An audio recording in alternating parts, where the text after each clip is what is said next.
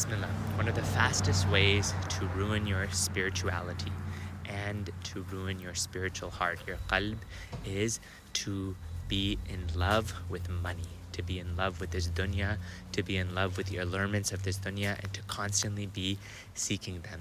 What this ends up doing is the more love you have for this dunya, the place we're in right now, the less love you will have for the akhirah. The scholars, they say that literally these are opposing. So you move towards the akhirah, you will be moving away from the dunya. You move towards the dunya and you will be moving away from the akhirah, from the next life. Love of wealth, love of money, love of always wanting more, greed.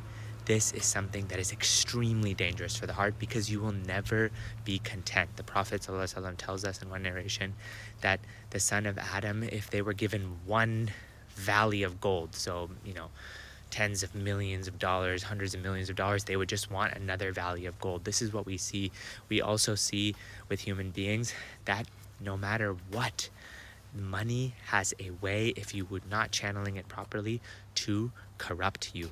That people start with good intentions sometimes, but then they don't follow through on those good intentions, and then what ends up happening is the money corrupts them, it corrupts their relationships, their obsession of gaining more and more and more wealth corrupts their religion. They now start to engage in haram sources, they might engage in haram loan practices like taking interest and so on and so forth. This doesn't mean that it's wrong to be wealthy. It also doesn't mean that it's wrong to earn money.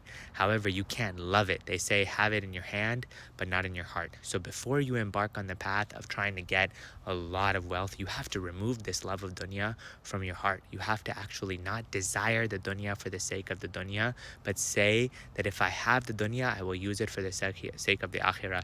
You have to be willing to give more than you keep. Be willing to depart with this money, and you have to be willing to immerse yourself in dhikr, be on a strong spiritual routine.